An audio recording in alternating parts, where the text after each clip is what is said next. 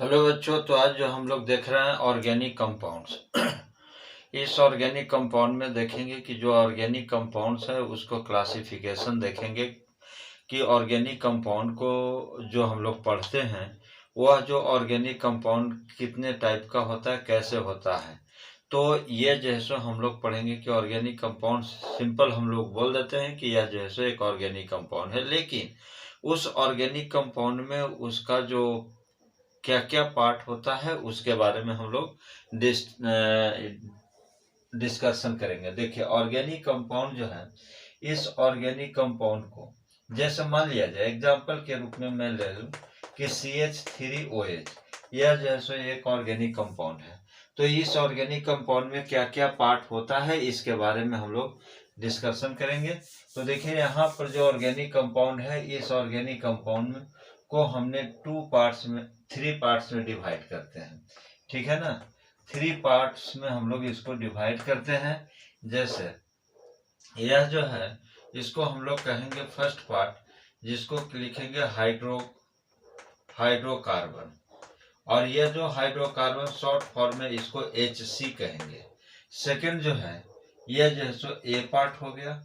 और B part जो है, इस B पार्ट में हम लोग कहेंगे हाइड्रोकार्बन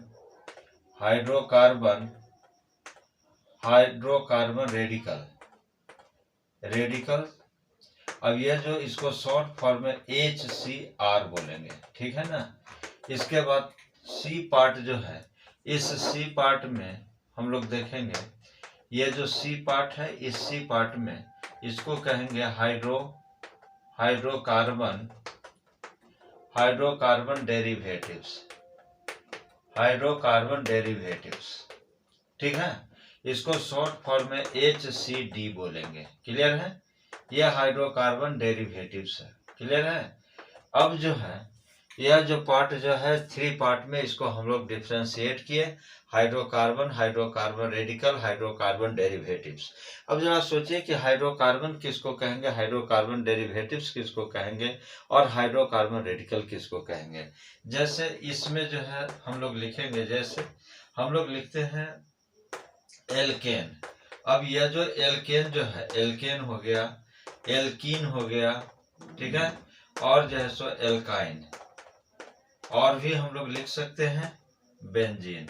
ये सभी का सभी जो है आपको हाइड्रोकार्बन कहलाएगा। जैसे मान लिया जाए कि हम लोग लिखे CH4, तो यह जो CH4 जो है, यह क्या है, हाइड्रोकार्बन है। केवल हाइड्रोजन और कार्बन ही प्रेजेंट है इसमें। और भी हम लोग लिख सकते हैं, जैसे CH3, और भी हम लोग लिख सकते हैं CH2 डबल बॉन्ड CH2, और भी हम लोग लिख सकते हैं CH3, या आप ऐसे भी लिख सकते हैं HC triple bond CH acetylene. और भी आप लिख सकते हैं बेंजीन, यानी कि C6H6। मतलब यह ऐसे कंपाउंड है जिसमें केवल कार्बन और हाइड्रोजन ही प्रेजेंट है। तो ऐसे कंपाउंड को हम लोग हाइड्रोकार्बन कहेंगे। और इस हाइड्रोकार्बन में अब जो है सो यहाँ से देख सकते हैं, इसी कंपाउंड को हम लोग यहाँ पर लिखेंगे। जैसे इसके लिए जो एग्जाम्पल जो होगा, जैसे CH3, ये इसको हाइड्रोकार्बन रेडिकल कहेंगे। मतलब जैसे आपको ये भी आ सकता है, इसको जो है सो हम लोग क्या बोलेंगे, इसको कहेंगे मिथाइल। अब जो है सो हम लोग देख सकते हैं CH3CH2, एक वैलेंसी खाली है, यह जो है सो कहाएगा इथाइल। मतलब इस तरह से जो है सो हम लोग, जब यह जो है सो अनस्टेबल कंपाउंड है, और हाइड्रोकार्बन क्या है, हाइड्रोकार्बन जो है सो स्टेबल कंपाउंड है, तो जब इसी CH4 को हम लोग यहाँ से क्या कर सकते हैं, इसको कहेंगे मीथेन। ठीक है ना, यह जो है सो क्या होगा, मीथेन होगा। अब जो है यहाँ से हम लोग देखेंगे, ठीक है, यह जो है सो मीथेन इसको कहेंगे। ठीक है, अब जो है सो देखिए, यह जो है सो मीथेन और यह मिथाइल। मीथेन का मतलब क्या है, यह एक स्टेबल कंपाउंड है, मतलब ऑक्टेट कंप्लीट है। यहाँ पर जो है सो हम लोग देख रहे हैं कि इसके ऊपर एक वैलेंसी खाली है। तो ऐसे सिचुएशन में इसको हाइड्रोकार्बन रेडिकल कहेंगे। अब इसके बाद जो है हाइड्रोकार्बन डेरिवेटिव्स की बात करें तो इस हाइड्रो डेरिवेटिव्स में हम लोग लिखेंगे, देखिए यहाँ से लिख सकते हैं इसका हाइड्रोकार्बन डेरिवेटिव्स में, जैसे आप लिख सकते हैं अल्कोहल, अल्कोहल, और भी लिख सकते हैं एल्डिहाइड, एल्डिहाइड, और भी लिख सकते हैं कीटोन, और भी लिख सकते हैं एसिड, ठीक है ना, अमाइन, अमाइन, और भी जो है सो हम लोग लिख सकते हैं जैसे ईथर, ईथर एक्सेट्रा।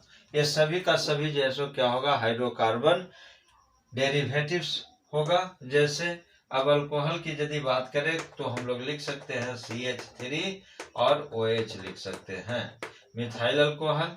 एल्डिहाइड की यदि बात करें HCH, मतलब फर्स्ट एल्डिहाइड का जो फर्स्ट मेंबर। कीटोन के लिए लिख सकते हैं CH3 और C double bond O CH3, ठीक है ना। तो इस तरह से हम लोग एसिड को लिख सकते हैं CH3 COOH एक्सेट्रा। तो यह जो है सो क्या हो गया, हाइड्रोकार्बन रेडिकल हो गया। अब देखिए इस हाइड्रोकार्बन रेडिकल में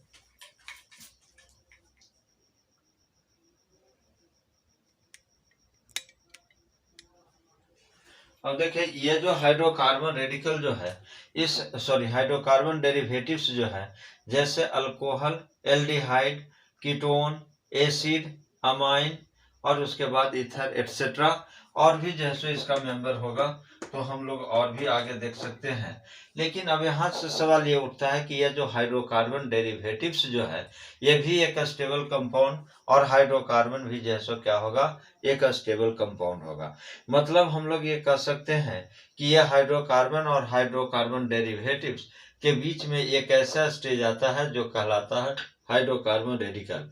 यह जो हाइड्रोकार्बन रेडिकल जो होता है अनस्टेबल कंपाउंड होता है, लेकिन यह हाइड्रोकार्बन और हाइड्रोकार्बन डेरिवेटिव जो है एक स्टेबल कंपाउंड है। यह जो हाइड्रोकार्बन डेरिवेटिव्स जो है, इसको हम लोग को पढ़ना है 12th में, और यह जो हाइड्रोकार्बन जो है इसको हम लोग को पढ़ना है 11th में। 11th के केमिस्ट्री में हाइड्रोकार्बन में 4 chapter, alkane, alkene, alkyne, benzene, और हाइड्रोकार्बन डेरिवेटिव्स जितना भी होगा, ये सभी का सभी जो है सो हम लोग पढ़ेंगे 12th में। अब सवाल यहाँ से आता है कि देखिए हाइड्रोकार्बन से जब एक वैलेंसी फ्री होगा तो हाइड्रोकार्बन रेडिकल में कन्वर्ट करेगा। इसका मतलब कि जब भी कोई हाइड्रोकार्बन डेरिवेटिव्स का फॉर्मेशन जब होता है तो हाइड्रोकार्बन में थोड़ा सा चेंजिंग आने के बाद वह जो है सो फिर जो है सो एक स्टेबल कंपाउंड बनाता है, जिसको हम लोग कहते हैं हाइड्रोकार्बन डेरिवेटिव्स। अब सवाल यहाँ से यह है कि यह जो हाइड्रोकार्बन डेरिवेटिव्स जो है, इस हाइड्रोकार्बन डेरिवेटिव्स को फिर हम लोग जो है सो डिफरेंशिएट करेंगे। तो अब जो है सो फिर हम लोग यहाँ से चलेंगे हाइड्रोकार्बन डेरिवेटिव से, ठीक है। तो अब जो है सो हम लोग लिखेंगे कि आखिर हाइड्रोकार्बन डेरिवेटिव्स में कौन कौन सा पार्ट होगा। तो लिखेंगे क्या, hydrocarbon, hydrocarbon derivatives, hydrocarbon derivatives. यह जो हाइड्रोकार्बन जो डेरिवेटिव्स है, इस हाइड्रोकार्बन डेरिवेटिव्स में 2 पार्ट मिलेगा आपको। फर्स्ट पार्ट जो है जिसको हम लोग कहेंगे, देखिए यहां से हाइड्रोकार्बन पार्ट, और इस हाइड्रोकार्बन पार्ट में हम लोग यहां से लिख सकते हैं हाइड्रोकार्बन रेडिकल। अब इसके बाद जो है हाइड्रोकार्बन डेरिवेटिव्स में देखिए यहां से आ जाएगा क्या, फंक्शनल ग्रुप, फंक्शनल ग्रुप। यह जो फंक्शनल ग्रुप जो होगा, ठीक है ना, फंक्शनल ग्रुप।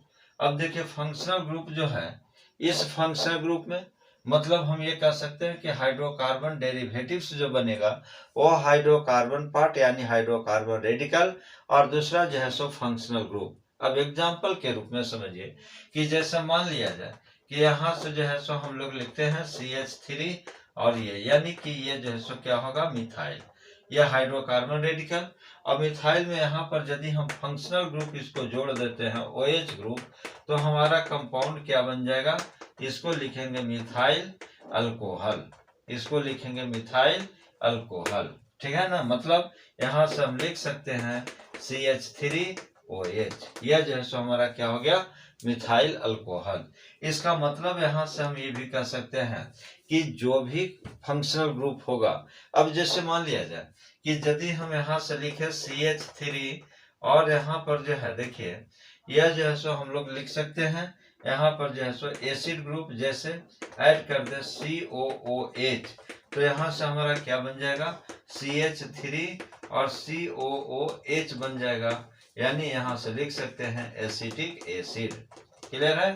तो यह जो फंक्शनल ग्रुप में एग्जाम्पल के रूप में आप देख सकते हैं कि OH ग्रुप को ले ले और भी COOH को ले ले और भी जो है ईथर ले सकते हैं और भी जो है सो क्या होगा आपको हेलोजन ग्रुप, जैसे fluorine, chlorine, bromine, iodine etcetera, और भी जो है सो हम लोग ले सकते हैं NH2, ठीक है ना, और भी लिख सकते हैं C डबल बॉन्ड O और NH2, यह जो अमाइड ग्रुप। तो इस तरह से जो भी जो है सो कंपाउंड है ये फंक्शनल ग्रुप है।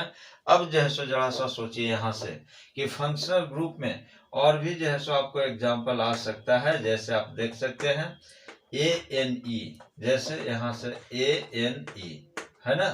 तो अब जो है सो चलिए फिर से इसको मैं बता दूं कि देखिए ये जो फंक्शनल ग्रुप है, इस फंक्शनल ग्रुप में अब जो पार्ट जो आ रहा है, जैसे केवल फंक्शनल ग्रुप में OH जो है एसिड है और फिर जो सो COH है, ईथर है, हेलोजन ग्रुप है, NH2 है, C double bond O NH2 है, एक्सेट्रा, ये सभी का सभी जो है सो क्या होगा, ये फंक्शनल ग्रुप होगा। ठीक है ना।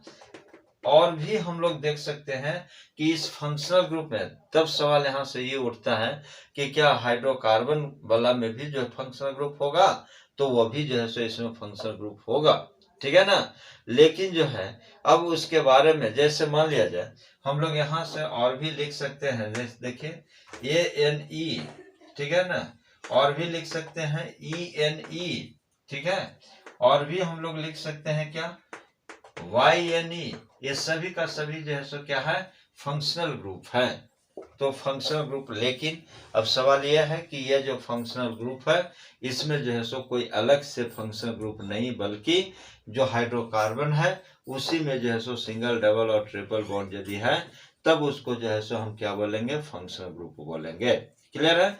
अब जो है सो हम लोग फंक्शनल ग्रुप का डिवीजन देख लेते हैं कि यह जो फंक्शनल ग्रुप है इस फंक्शनल ग्रुप को कितना क्लासिफिकेशन किया गया है, और तब जो है सो हम लोग को ज्यादा समझ में आएगा फंक्शनल ग्रुप को। ठीक है ना। अब यहां से हम लोग हेडिंग बनाएंगे फंक्शनल ग्रुप, लिखेंगे फंक्शनल ग्रुप। ठीक है।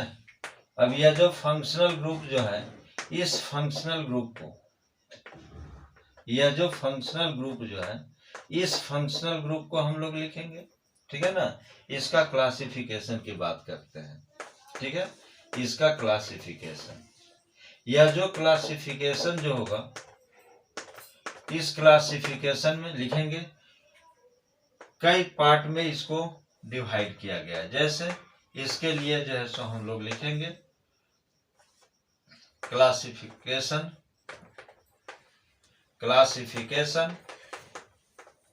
of functional group on the basis of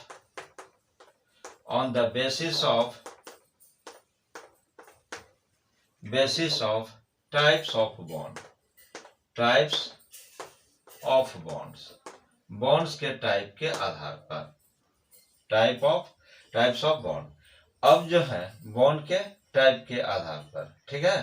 अब जो है सो सेकेंड जो इसका जो देखेंगे पार्ट, सेकेंड पार्ट में लिखेंगे classification on the basis of classification of functional group on the basis of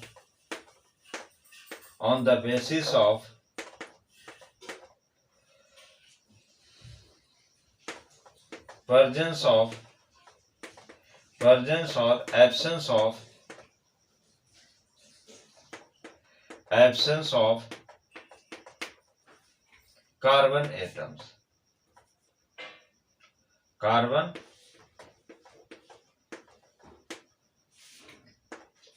containing carbon, sorry ऐसे लिख सकते हैं, एब्सेंस ऑफ कार्बन, ठीक है, कार्बन एटम। इसके आधार पर क्लासिफिकेशन, या तो कार्बन प्रेजेंट होगा या कार्बन नहीं प्रेजेंट होगा फंक्शनल ग्रुप में, ठीक है ना। नेक्स्ट जो लिखेंगे क्लासिफिकेशन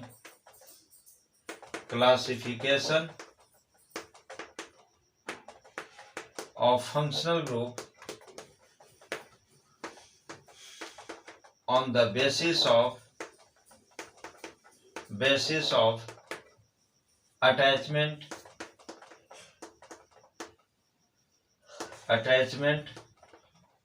site के आधार पर, यह जो है सो 3 टाइप से इस फंक्शनल ग्रुप को हम लोग क्लासिफिकेशन करते हैं। उसके बाद फिर जो है सो क्लासिफिकेशन जो हम लोग देखेंगे, यह on the basis of bond, इसका भी क्लासिफिकेशन हम लोग करते हैं। तो अब जो है सो नेक्स्ट इसका जो क्लासिफिकेशन जो होगा, अब हम लोग पढ़ेंगे यहाँ से। देखिए अब सवाल यह है कि यह classification of functional group on the basis of types, on the basis of type में यदि फंक्शनल ग्रुप में सिग्मा बॉन्ड होगा तो उसको हम लोग कहेंगे, और पाई बॉन्ड होगा तो उसको जो है सो हम लोग कहेंगे, उसको अलग टाइप के फंक्शनल ग्रुप होगा। फिर इसके आधार पर तो फिर अब 1 बाई 1 करके हम लोग फिर इसका क्लासिफिकेशन हम लोग देखते हैं। तो जो सबसे फर्स्ट टाइप जो है ए में, इसके लिए हम लोग पढ़ेंगे, देखिए क्लासिफिकेशन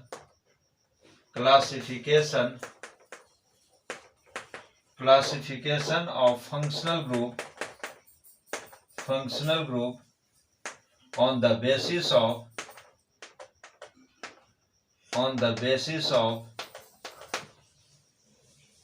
types of bonds। इस ग्राउंड पर इसका क्लासिफिकेशन जो हम लोग करेंगे, यह जो है सो 4 टाइप में हमको इसको डिवाइड करेंगे, ठीक है। लिखेंगे यहां से functional group with sigma, only sigma bond,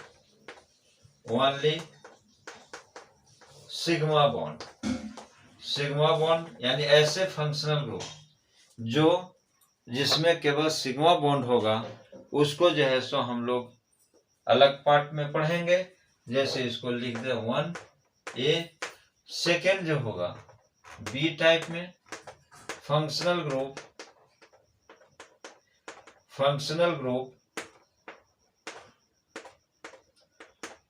with 1 pi bond. Next functional group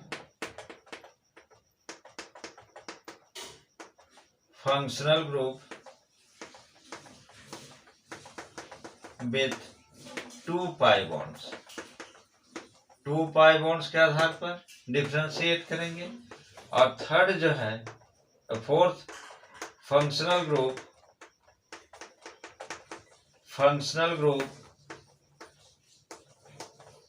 with 3 pi bonds, ठीक है। तो इस तरह से जो है सो इसका क्लासिफिकेशन हम लोग फंक्शनल ग्रुप को देखें। और अब नेक्स्ट क्लास में जो है हम लोग 1 बाई 1 करके पढ़ेंगे functional group with only sigma bond. इसके पढ़ने के बाद फिर हम लोग पढ़ेंगे functional group with 1 pi bonds, फिर जो है so functional group with 2 pi bonds and functional group with 3 pi bonds. और इसको कंप्लीट करने के बाद हम लोग फिर नेक्स्ट क्लासिफिकेशन फंक्शनल ग्रुप का पढ़ेंगे, जिसमें on the basis of presence और एब्सेंस ऑफ कार्बन, ठीक है। तो फिर हम लोग जो है सो मिलते हैं नेक्स्ट वीडियो में। क्योंकि देखिए इम्पोर्टेंस, जब किसी भी चीज को आप क्लासिफिकेशन जब करते हैं तो वह टॉपिक जो है सो आपको बेहतरीन रूप से क्लियर होगा, क्योंकि क्लासिफिकेशन जो है एक मतलब स्टडी का सबसे सिंपल एंड बेहतरीन जो है आपका तरीका है। इसके आधार पर जो है सो कोई भी टफ चीज को हम लोग आसानी से उसको पढ़ सकते हैं, समझ सकते हैं। तो फिर हम लोग मिलेंगे नेक्स्ट वीडियो लेक्चर में। तब तक के जो है मतलब कि आप इस टॉपिक को ध्यान में रखेंगे।